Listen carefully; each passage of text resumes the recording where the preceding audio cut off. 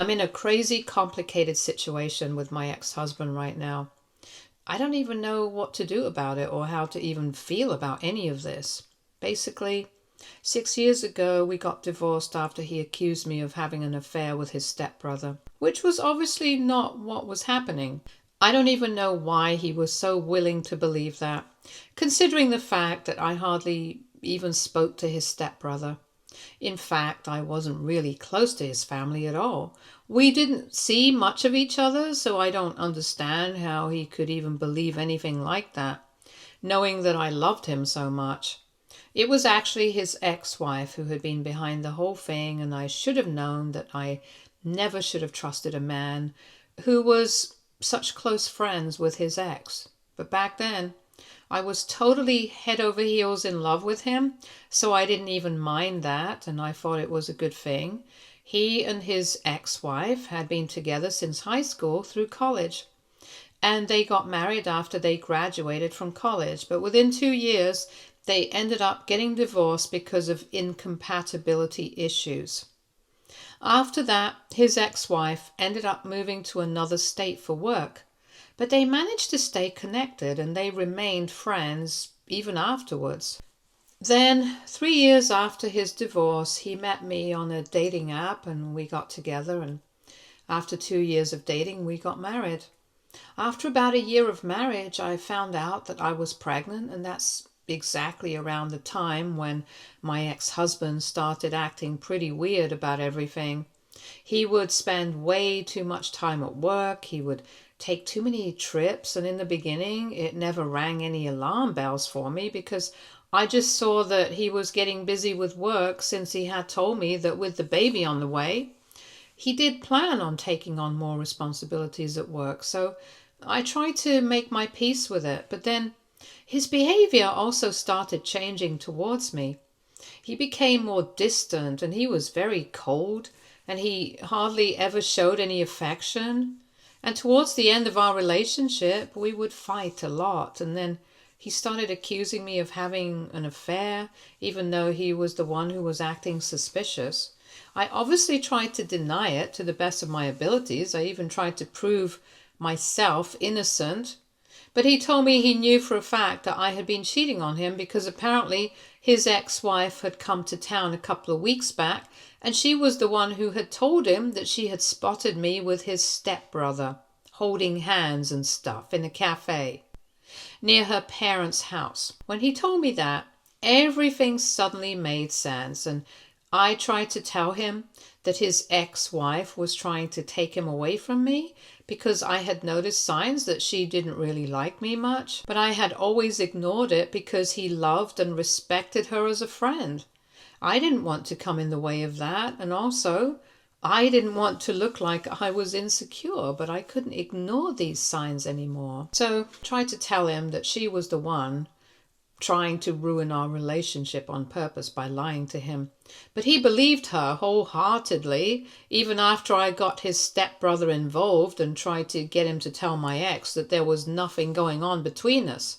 At that point, I was pretty desperate because I was just a couple of months away from my due date, and I couldn't believe that he was about to leave me during that time of my life. However, no matter who spoke to him, it made no difference because he told us that he had known his ex-wife for longer than he had known either me or his stepbrother. So he was not going to take our word over hers, and I kept begging him to reconsider, but it didn't matter eventually because he did file for a divorce, and that was it.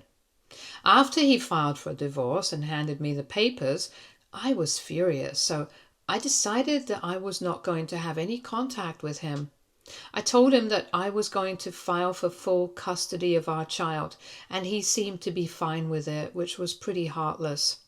But I guess he was just happy that he wouldn't have to pay child support.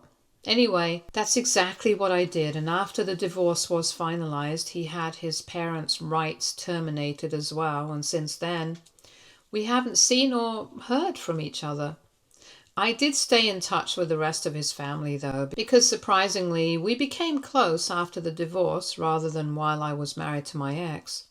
It actually happened because I had reached out to my stepbrother-in-law out of desperation to prove myself innocent to my ex, and he and his wife were very sympathetic towards me. In fact, even my in-laws, when they found out what was going on, tried to talk to their son, but it didn't help. So eventually, they ended up cutting him out of their lives as well. But they wanted to be part of the grandchild's life, so they stayed in touch with me. Before that, we had never been very close because of my ex, so to be very honest, his mother had passed away when he was in college, and a couple of years later, his dad started dating his stepmom, and then they got married, and he was never able to come to terms with it because he thought it was too soon. Although I don't think that there was anything to be mad about, because his dad had spent around 4 years by himself before getting married again. Besides, it's not like his mom had passed away out of the blue. She had been struggling with cancer for quite a long time, and if he actually cared about his family, he would have wanted his dad to be happy, but that was clearly not the case. Anyway, because of that, he was not very close with his own family, and because of that, I wasn't very close with him either. But after the divorce, we cut him out of our lives, and now we kind of are in touch. And great help to me during the final months of my pregnancy and after my baby was born. And even now, they help out, and I'm very glad for my ex-in-laws for that. But whatever, it's been 6 years since that, and I've pretty much moved on with my life now. I'm raising my son on my own, and I'm quite happy, so I really don't understand why my ex had to pop up out of the blue and try to mess with my life again, considering the fact that I'm finally happy. I don't know how, but he somehow found my email address, and he decided to write to me, saying that he was back in town after 6 years because after our divorce, he had decided to relocate to another state, and unsurprisingly, it was where his ex-wife used to be. He basically confessed that he knew that I had not been cheating on him, but he just wanted a way out of our marriage because while I was pregnant, he had realized that he didn't really want this kind of thing. He wanted to be with his ex-wife because she really understood him, and he had also never been able to tell me about it. But he had never wanted kids, and the idea of being a father was too scary for him. He told me that one of the biggest reasons that he had had to break up with his ex was because she didn't want children, and at that point in time he thought that he did. And she wanted to move to another state, and he didn't want to uproot his life, so they had ended up getting a divorce. But while he was sharing his personal problems with her, while I was pregnant, they ended up reconnecting, and he realized that he wanted to be with her, not me. And that's when they came up with this whole plan. They wanted to hurt me and make me so angry that I wouldn't want anything to do with him. And I had acted exactly like that. I had been so infuriated that I decided to cut off all ties with him. So in the end, he ended up getting exactly what he wanted. He went back to his ex, and he didn't even have to take the responsibility of a child that was his. But now 6 years had passed, and even though he had married his ex shortly after our divorce, and after everybody had cut him off, things are not going well for them right now, and he believed that it was karma for screwing up his life with us. Apparently his wife has been diagnosed with pancreatic cancer, and as somebody who has already lost his mother to cancer, he knows there's not much that he can do. Just pray for her well-being and safety. And that's why he is trying to repent. He's trying to make amends by apologizing to me. And he wants me to say that I forgive him and maybe allow him to see our son so he can make amends with the child as well. Because he wasn't that kind of person he was supposed to be, and he feels sorry for it. Look, I wish I could say I feel sorry for him, but I really don't. I don't really care. And I know that makes me sound very cold-hearted, but after what I've learned, I don't think that I'm being the bad guy here. It's just the cancer bit that's making me rethink things. So what do you guys say? AITA for not wanting to forgive my ex-husband who gaslit and abandoned me while I was pregnant? Update 1. Hi, thank you so much, everyone. Thank you for all the replies and comments. I've made up my mind. I've deleted that email and I blocked that email address as well, so I can't receive anything else. I don't want to talk to him. I don't want to forgive him. I don't even want to think about him. In fact, I'm not even going to tell anybody else about what I received, because I don't think that it's worth it, because I've spent a long time trying to move on from whatever had happened, and now that I have finally healed, I have no intention of going back. My son and I are very happy with our lives. We don't need anything else. We definitely don't need him. That's something I'm sure of. So yeah, he can feel however he wants. I don't care. Update 2.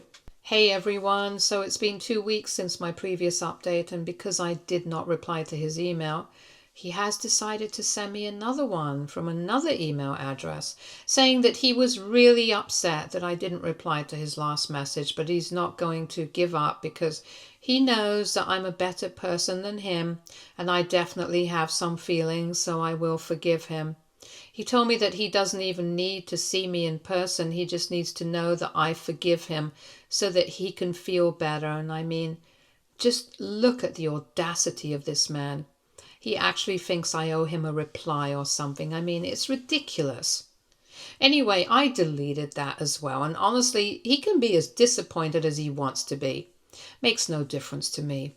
I just hope he takes the hint and leaves me alone, because I really don't want anything to do with him. I don't even want to think about him, like I said, and these emails are forcing me to do so. I don't want that.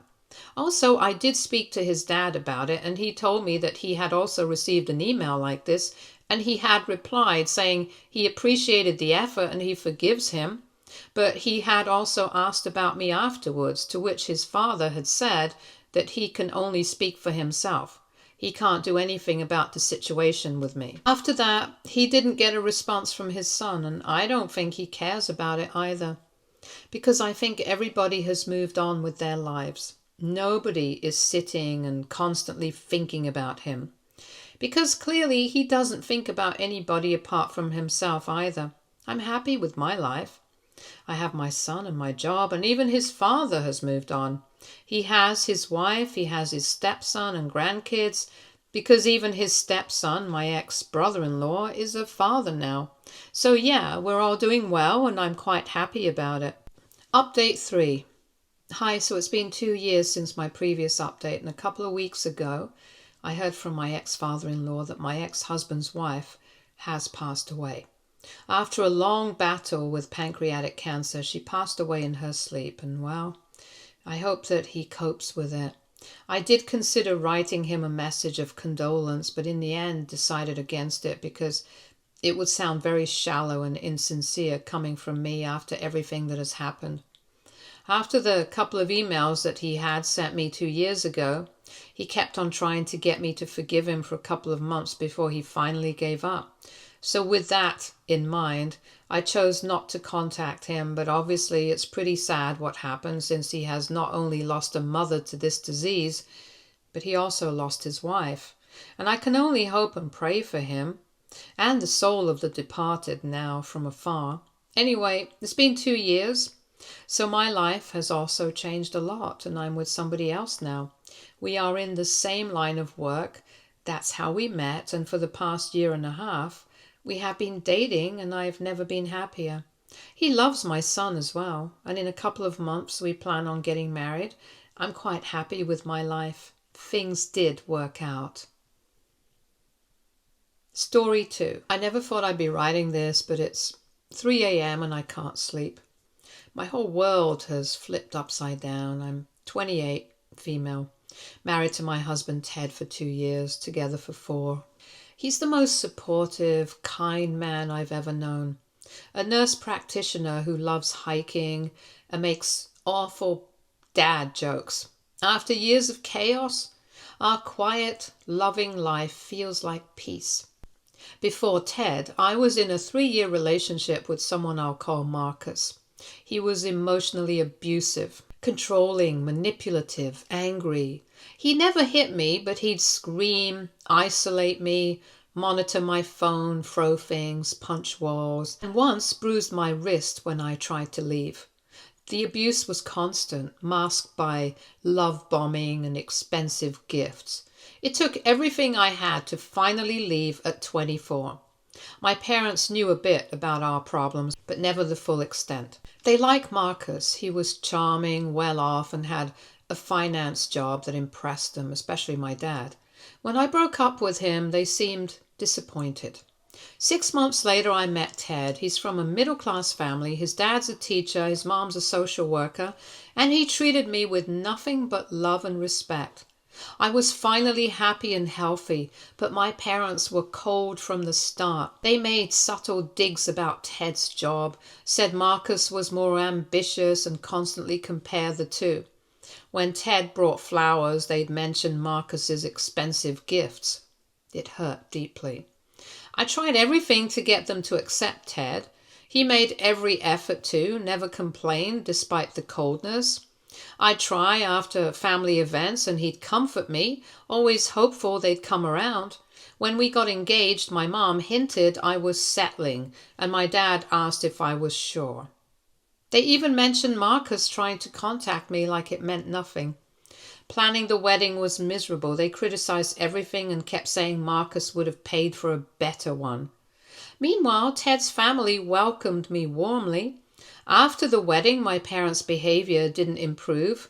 They ignored Ted, insulted our apartment, and still brought up Marcus in casual conversation.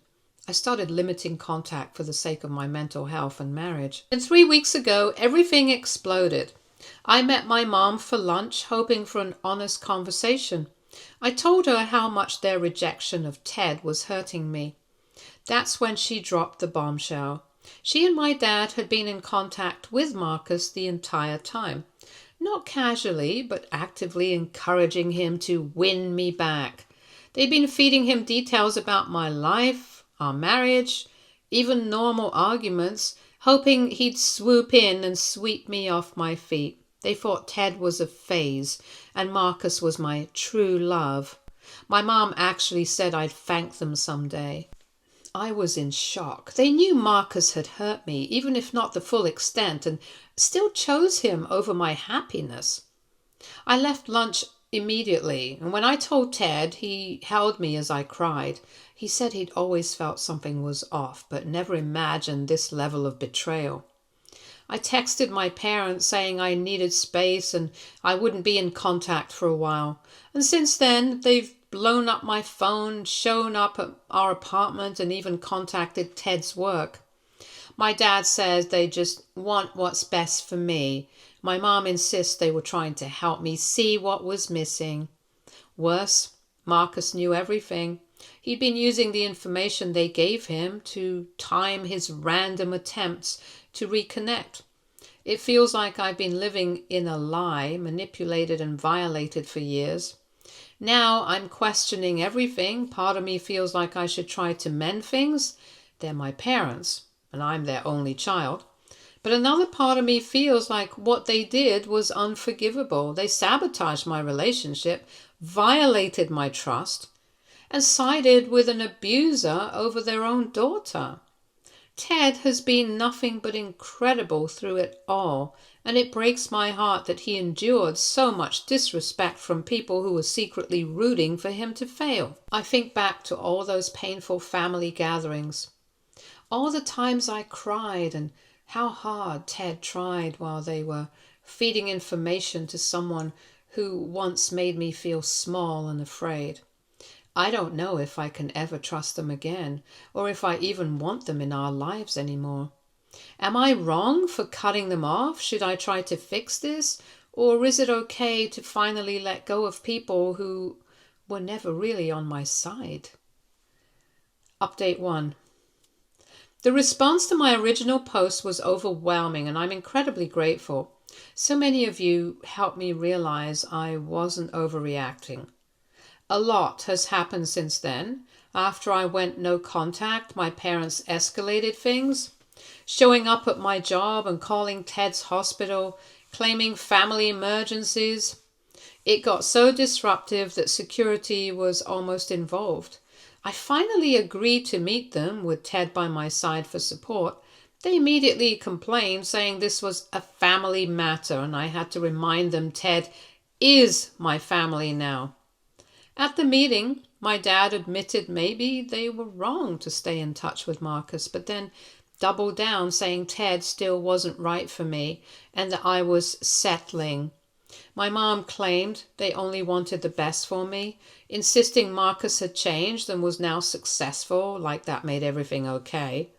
When I called their actions a betrayal, my dad dismissed it as me being dramatic, calling everything they did trivial. That word hit hard, trivializing years of sabotaging my marriage. Ted finally spoke up, calmly asking why they thought it was okay to interfere in our lives without even trying to talk to us. He told them he had spent years trying to earn their respect, while they actively worked against him. My mom snapped that she didn't owe him an explanation, that this was a parenting decision and not his business. Ted simply nodded and said now he understood where they stood. I told him I needed more space and that if the harassment continued, I'd involve law enforcement. My dad scoffed, but my mom looked shaken. They agreed to back off professionally, but my mom still grabbed my arm as we left, saying she hoped I'd realize someday they were right about Marcus. Ted and I talked afterward, and he said he finally understood why their approval meant so much to me, and how sad it is that they can't see how happy I am now. He's right. For now, I'm sticking with no contact. The meeting only confirmed that they don't truly understand what they've done. Some of you mentioned therapy, and I think that's my next step in healing. Update 2. Things took a turn I didn't expect. After a few people asked if Marcus even knew I was married, I looked him up on social media, something I'd avoided for years, and what I found was unsettling. He'd been posting vague but obvious references to me, the one that got away, true love waits, and similar obsessive content. Through mutual friends, I also learned he's been claiming we've been in contact and that I reach out when things are rough with Ted. Completely false. I haven't spoken to him since our breakup 4 years ago. It hit me that my parents hadn't just been passively enabling him, they were likely feeding him updates and giving him the false hope that I wanted to reconnect. Feeling sick, I finally messaged Marcus directly. I told him I was happily married, had no interest in him, and he needed to stop posting about me and lying about our non-existent communication.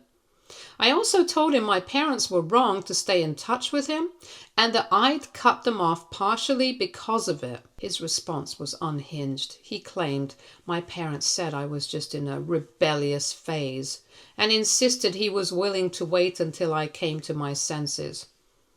That phrase, rebellious phase, sounded exactly like something my mother would say, confirming everything. I blocked him and called my parents in a rage.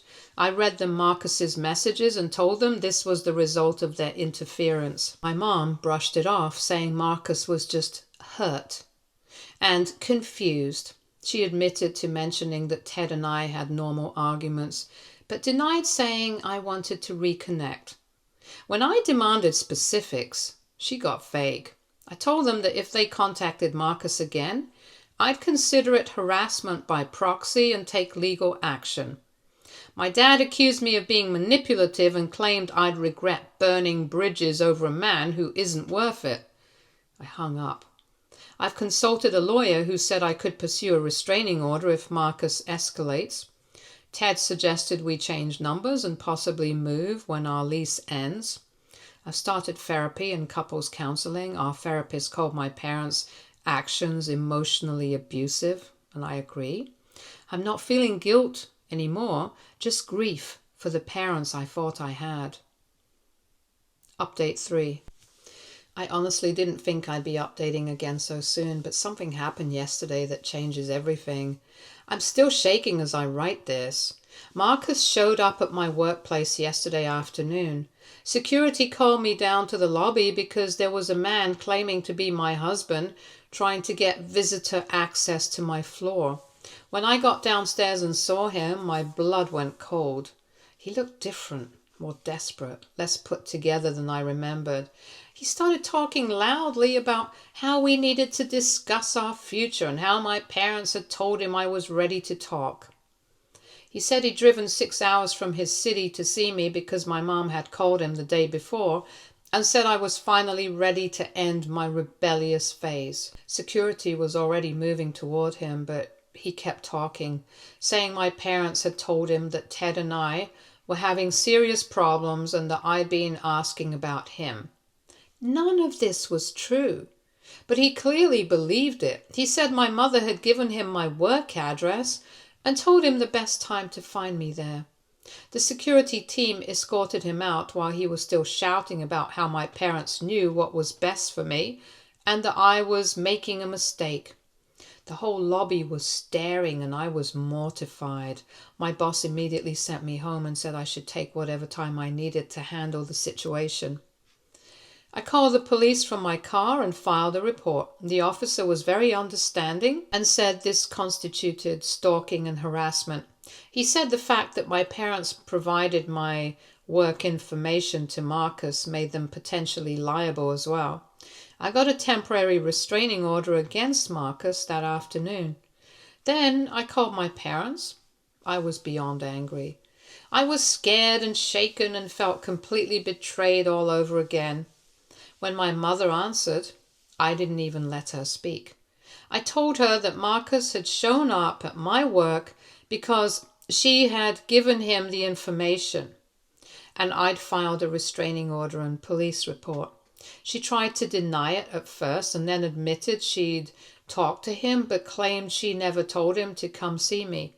She said she just mentioned that I seemed upset lately and that maybe it was a sign I was reconsidering my choices. She insisted she was just trying to help everyone find happiness.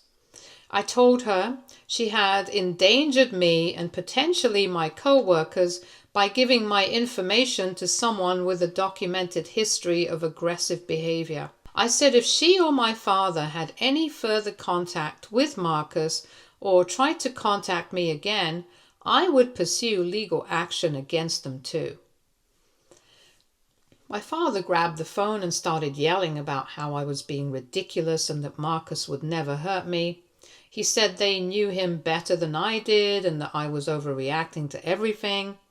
When I mentioned that Marcus used to grab me and throw things, my dad said that was just passion and that all couples fight. That's when I realized they never saw Marcus's behavior as abusive because they didn't want to see it. In their minds, his financial success and charm outweighed everything else, and they were willing to put me in danger to get what they wanted. I hung up and immediately called my lawyer friend. She's helping me file for restraining orders against my parents as well. She says I have a strong case given their pattern of harassment and the fact that they enabled Marcus to find me at work. Ted came home early and found me crying on our couch. When I told him everything, he held me and said we were moving immediately, not waiting for our lease to end. He'd already talked to his supervisor about transferring to a different hospital location.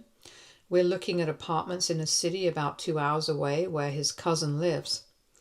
I feel terrible that our entire life has to change because of this, but Ted says he just wants me safe and happy. He said he's actually excited for a fresh start somewhere where my parents can't find us easily. The hardest part is accepting that my parents choose Marcus over me. They chose their fantasy of who they wanted me to be over my actual happiness and safety. They were willing to put me in danger rather than accept that I'd found love with someone they didn't approve of. I know some people will say I should try to forgive them or work things out, but I can't see how. They've shown me repeatedly that they don't respect my choices, my safety, or my marriage.